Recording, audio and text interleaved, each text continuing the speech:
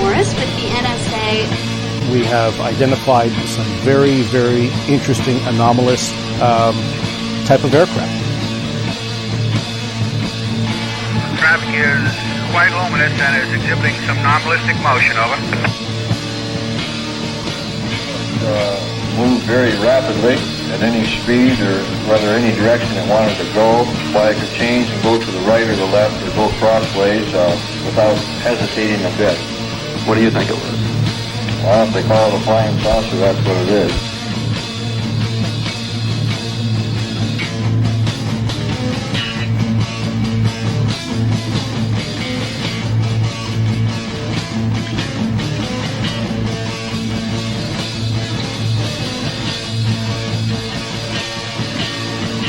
EWA 517, do you want to report a UFO? Over.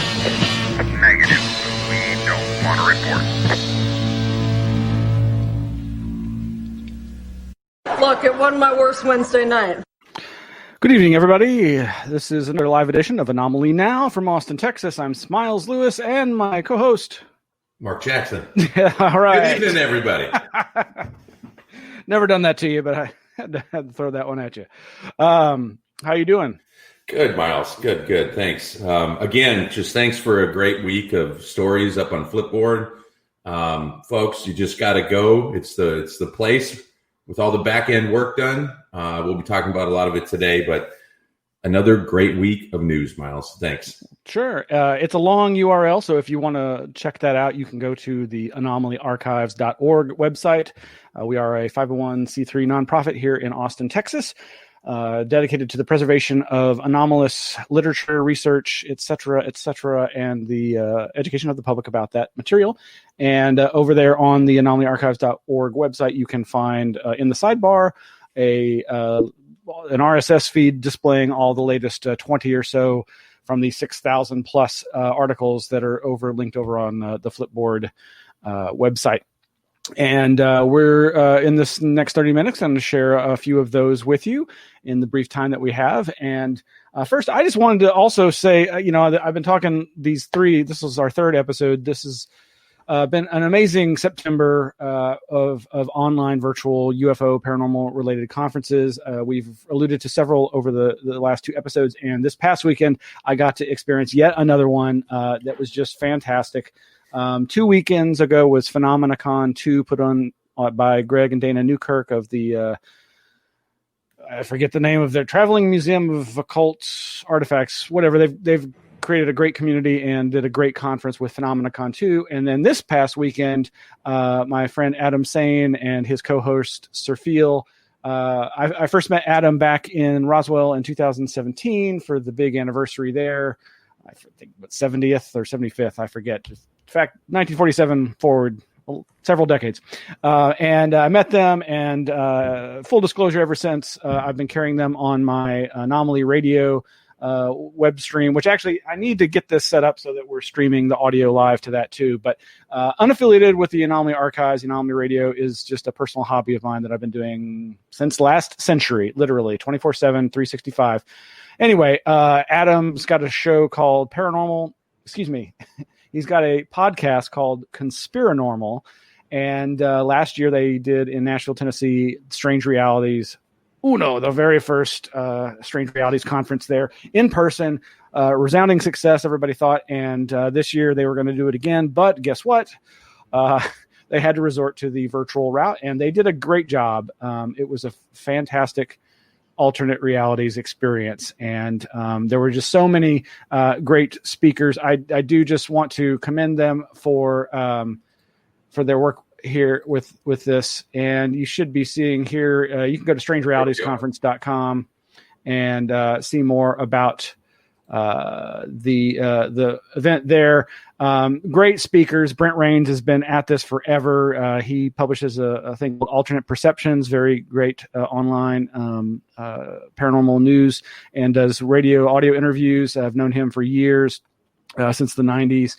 Did a great presentation. One of my favorite podcasters, Aaron Goulias, who does Saucer Life podcast. He's a academic, a teacher, has published a number of books on conspiracy theories and the paranormal and UFOs. Saucer Life is a great, very concise little history packets. John Tenney actually closed out PhenomenaCon 2 and also gave a presentation at Alternate Realities Conference 2. Did a great job. He's just a warm-hearted person and a great speaker. David Metcalf is a fantastic researcher and did a fantastic presentation on kind of like down-home magic that you can find. There's so many magic-oriented, occult-oriented books in gas stations across this country, and his was kind of like a travelogue on that. And the bishop himself, Alan Greenfield, who has been resurrected from obscurity through the Hellier series that was put on by the PhenomenaCon folks, the Newkirks. On and on and on. Good friend Stephanie Quick talking about synchronicities.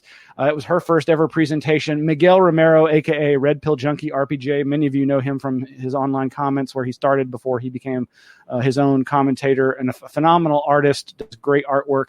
He did his first presentation on the Humo UFO case from Spain. Fantastic job. He just knocked it out of the park for a first presentation. Good old friend Tim Banal of America, Guy Malone, another longtime UFO researcher from Roswell, Timothy Renner, who's the co-author of a book with another speaker that we'll see, Kiki Dombrowski, did a great job. My great friend Greg Bishop did a phenomenal job with his presentation, and Jenny Ashford talked about true crime cases, was great. Stephen Snyder, aka Recluse. If you are interested in paranormal oriented aspects of parapolitical deep state conspiracies, this is the guy.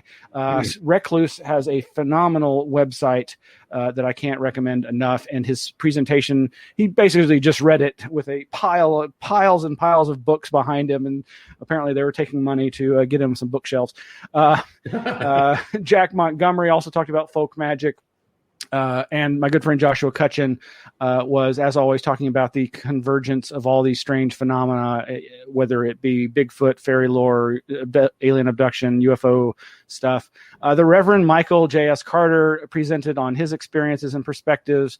Another conspiratorial presentation by Michael Bennett, Dr. Future, and Tony Kale, and Ren Collier did a great one. Sarai Azkath, another popular podcaster. Anyway, great jobs, guys. I really just was really impressed with what they did, and I just want to commend Adam and Sir Phil for the great job that they did with their Strange Realities conference. So I've already eaten up 8 minutes with that. Yeah, Miles, really quick. That Recluse guys really piqued my attention. Is there a link somewhere that we can find his website, or do you want to drop it real quick? Let's see.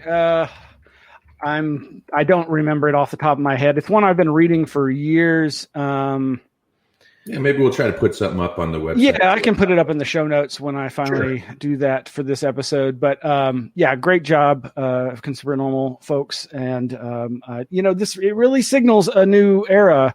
As much as everybody was lamenting, not being able to be in person, there was a Zoom after party Saturday and Sunday nights for their event, and it was fantastic. I really, the attendees got to mingle with the speakers in the way that they often would in person. It was like the after hours bar party. So good job. Good. Well, we've got some news articles as usual, and you brought to my attention one that I had posted but I hadn't gotten around to reading yet, which was the thing about. Where is that?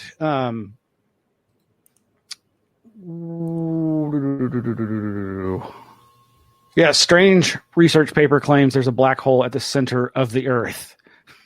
What? Where have I heard that before? What? There was a couple of books you sent over my way that deal with the subject. I appreciate those links. I was unaware of the books. Miles, I got to say, this particular story, I don't know if you're going to pull it up there on the screen, but I am. Yeah.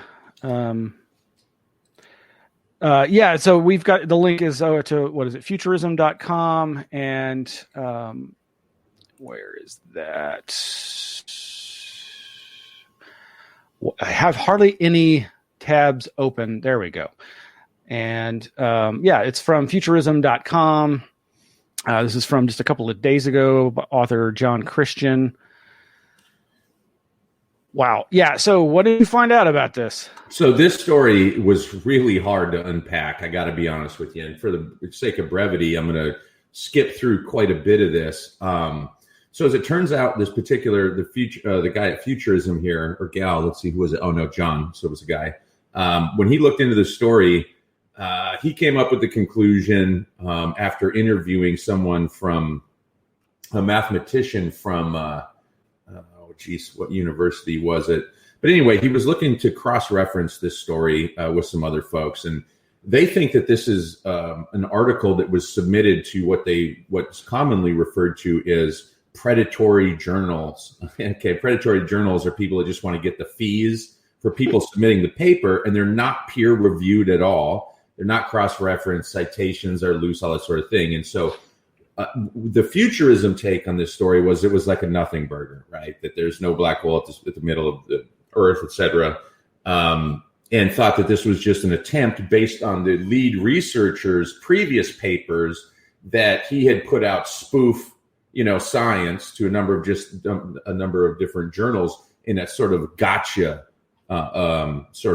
efforts, to say, hey, you guys aren't real journals, you're just ripping people off for money, et cetera. Okay, but upon taking a closer look at this, it turns out there's some actual science behind this. So the name of the actual paper that was put out is "A Black Hole at the Center of Earth Plays the Role of the Biggest System of Telecommunications for Connecting DNA, Dark DNAs, and Molecules of Water on a 4+N dimensional manifold." What? Yeah, say that twice. So here's how it goes. The more I dug into this, there's nothing to do with the middle of the Earth. However, when you unpack the title of this particular research paper, there's actually quite a bit of science in it.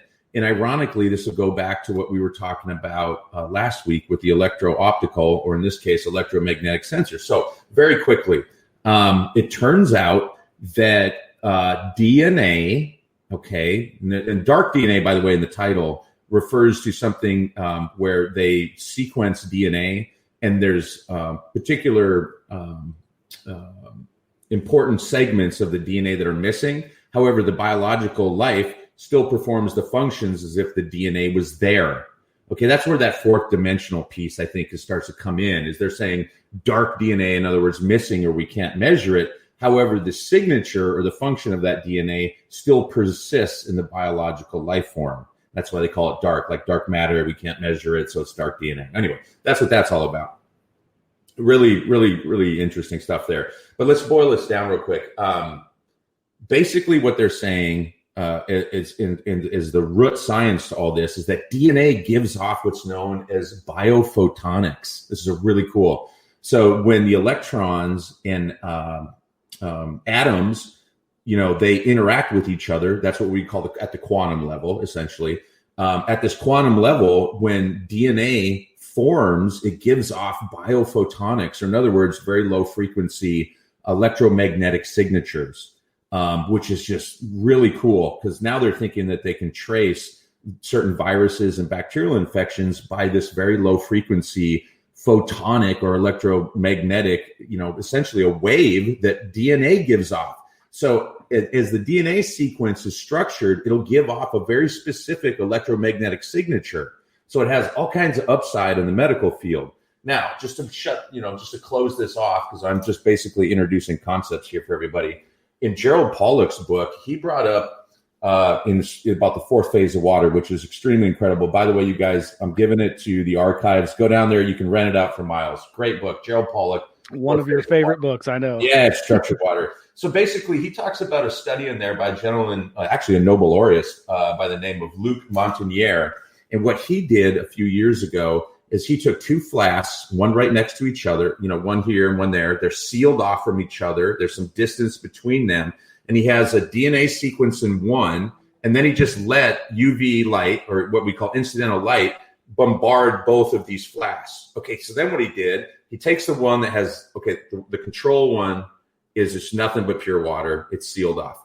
The one right next to it, that one's got a DNA sequence. It's got DNA in it. Okay, so what happens here is he takes the one that was right next to the DNA, the blank, or your control group. he takes that flask and then he pours in the precursors to DNA. So it's just jumbled up nitrogen bases, phosphates, sugars, just the precursors to DNA essentially. Voila, he puts it into the presence of incidental light, right, or electromagnetic light.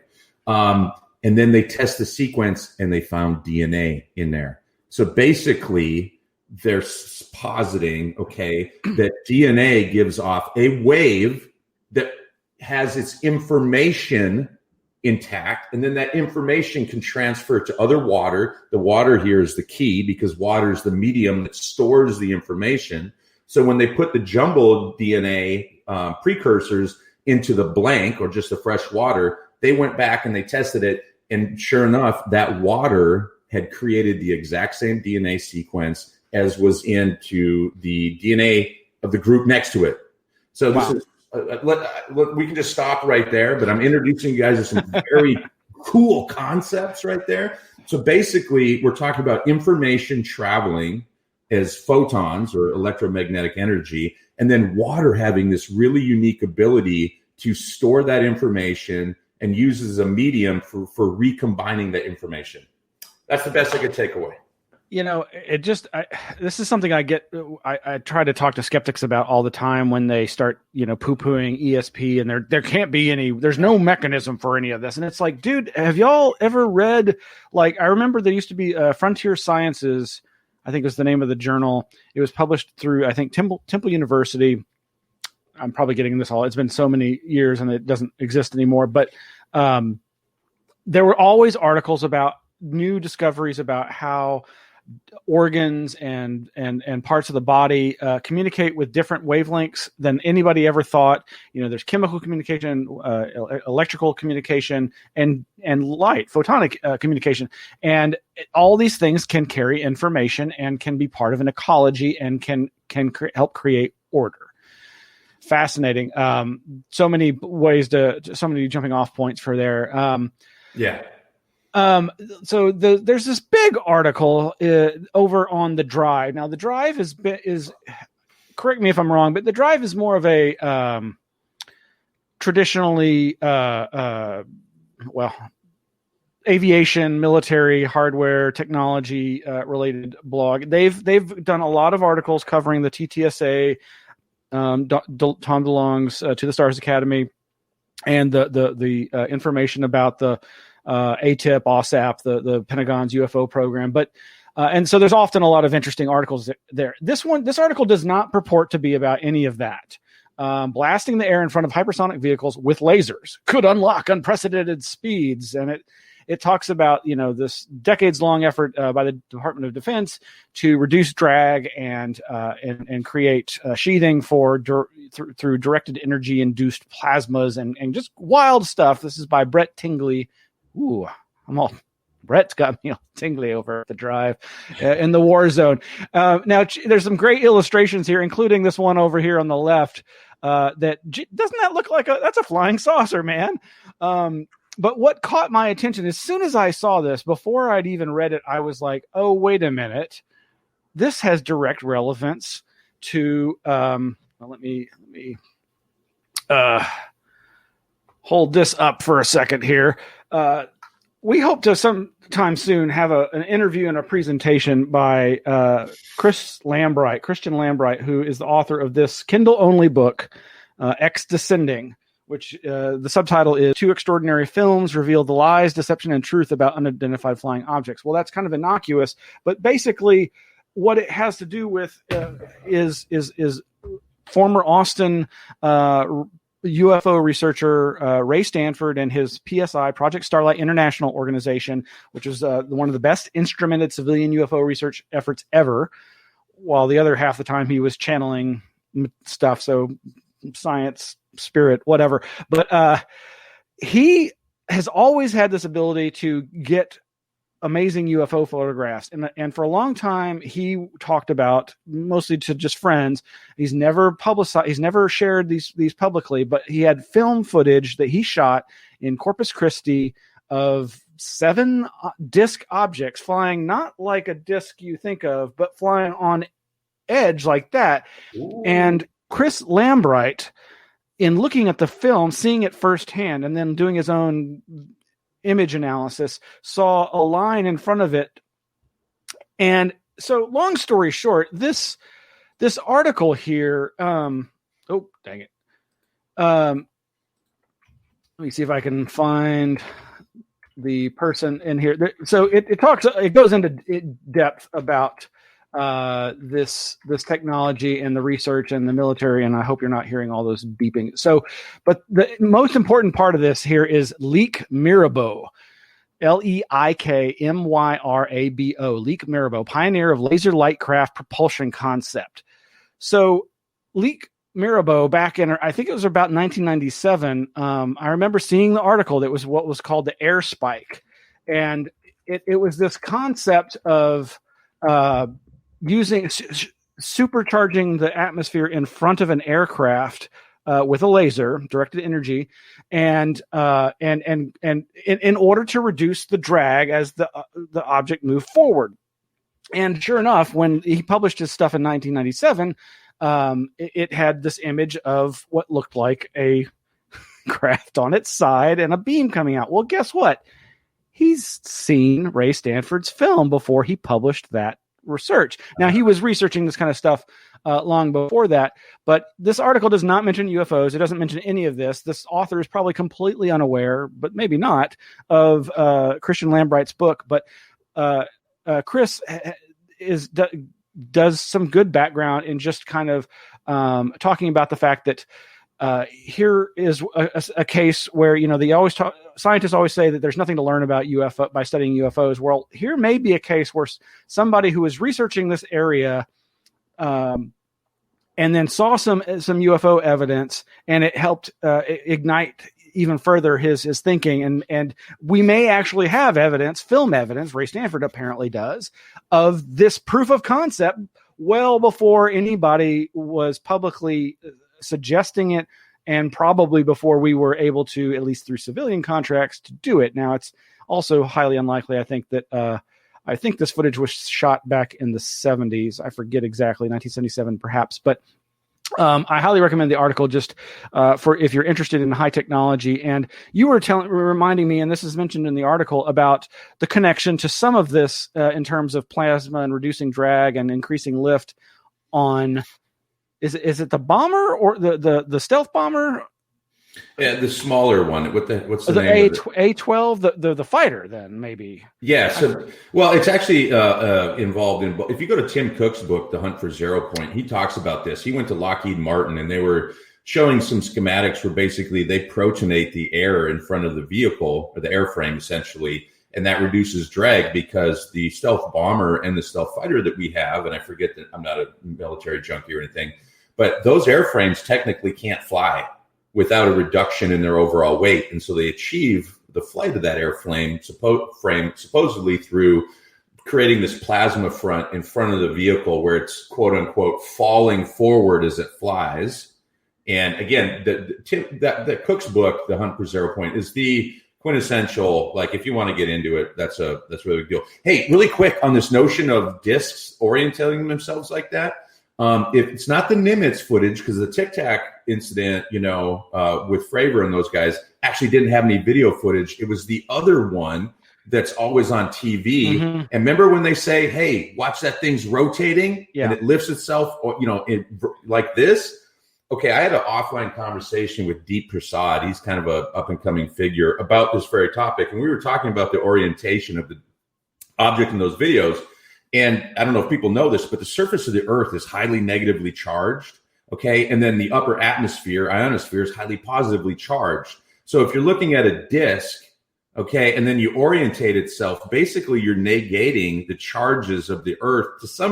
In some sense, there's an orientation based on the charges of the Earth itself, which could be in play. Now, I'm not sure if that plays into this particular technology, but the idea of rotating 90 or, for that matter, in any sort of angular distribution in relation to Earth's charge could be something to consider in some of this. Anyway, throwing it out there. Cool. So this next article that we've got in the last few moments here of the show, so most people, when they get to know me, they end up thinking of me, oh, you're that UFO guy, you're that paranormal guy, you're in the, or in some cases, you're the conspiracy guy. But I'll never forget when one of my coworkers came up to me and said, hey, I hear you're really into dreams. And I was like, that is so refreshing, and I am. I often have credited my interest in these UFO related subjects to an early age fascination and ability to recall my dreams better than my similarly aged friends. And that also involved experiencing lucid dreaming, the ability or the experience of recognizing within the dream that you are dreaming and the possibilities that unlocks. And in fact, the nonprofit that we share the space with for the Anomaly Archives, INACS, INACS, Institute for Neuroscience and Consciousness Studies, our president on the board of directors, he used to do lucid dream research, sleep research here at the University of Texas in Austin. And so this is an area near and dear to my heart. Now, this article came out 5 days ago, but it's actually, I'd been seeing articles about this, and it's about the idea of helping people induce lucid dreaming through technology and techniques. And, there's been a lot of techniques, many mystical traditions, metaphysical and religious spiritual traditions have had techniques for people to try to induce lucid dreaming and also lucid waking in their day-to-day life. But this talks about this technology, which in this case is just pretty much off the shelf, practically, this little device that can sense aspects of your physiology that can indicate whether or not you're actually asleep and dreaming. And it uses the part of the time when you are just going into sleep, the hypnagogic part of when you're just falling to sleep. That's also a state that's prone to lucid dreams. And they've been using the technology and some techniques of waking people during as they're going into these phases to induce imagery in the dreams. Now, it's a fascinating case study. There's lots of research going on like this all the time. Highly recommend folks check this out. But it also reminds me of the fact that there's also, from a parapsychological perspective, there are a number of parapsychological experiments whereby they've used people outside, non-sleepers, non-dreamers, who try to induce imagery into the dreams of a sleeping target. It's kind of like the early ideas about remote viewing, the idea that you had to have a sender at the location to send the information back to the sensor, the remote viewer. Of course, they found that wasn't necessary at all. It does seem to work, but and there's been plenty of older experiments into that. But it just reminded me of that, and also just the ideas of the interestingness of these states and their interconnectedness between lucid dreaming, the hypnagogic, hypnopompic states, the phases going into and out of sleep. And some of the earliest research into lucid dream, proving that people were lucid in the dream state, where they would actually signal from the dream state to the people in the lab. I think Alan Worsley was the first person to do that. And then there's this other article that I'm not sure if I'm going to be able to pull it up right now, but yeah, sure I can. Sure I can. That's very interesting, Miles. My friend James sent me this from NPR. This is actually a few days or weeks ago. Scientists say a mind-bending rhythm in the brain can act like ketamine. Now, if ketamine is often described as a horse tranquilizer, it definitely has psychedelic and quote-unquote dissociative properties. But this article gets into something else I'd heard about, which is, you can also, there have been experiments inducing lucid dreaming through electrical stimulation of the brain. But this article is talking about similar electrical and or light stimulating of certain cells in certain parts of the brain that can induce this dissociative state that is akin to ketamine. So they may be able to actually create a ketamine-like state of consciousness in patients that would have all kinds of potential uses without the actual drug. And this is just a fascinating idea of, again, it gets to this idea of you can induce an altered state of consciousness through your breathing, through looking at pulsed light, through different sound frequencies, drumming. I mean, there's all these rhythms that can affect a human brain and human perception and consciousness itself. And even here, right off the top, out-of-body experiences are all about rhythm. And it talks about inducing altered states or out-of-body experiences as a type of altered state of consciousness. Anyway, this is over at NPR. We'll have the links in the show notes for tonight's show. And that's probably just about all the time we have for tonight. So there's so much to talk about. It's at some point we need to have a long form. Yes. So you and I have been talking about this for a long time. And, we do, the Anomaly Archives does have a monthly virtual meetup where we try to have a presenter give a lecture about a variety of topics. We've had local Mayan experts, Barb McLeod, talk about shamanism and the Maya and state shamanism, a society that was ruled by their shamans. Not for the better in that case. And we've had our friends, Anita Excess and Victor Criterion, who launched this back in February. I just posted the video of their February lecture for last month's meetup. We try to do it on the second Saturday of the month. So keep an eye out at AnomalyArchives.org. We also have a meetup. We have a Facebook group. We've got all the social media, so you can find us at all your favorite social media sites. And really just want to thank everybody for watching. Happy lucid dreaming tonight, everybody. Yeah, indeed. Good night. Good night.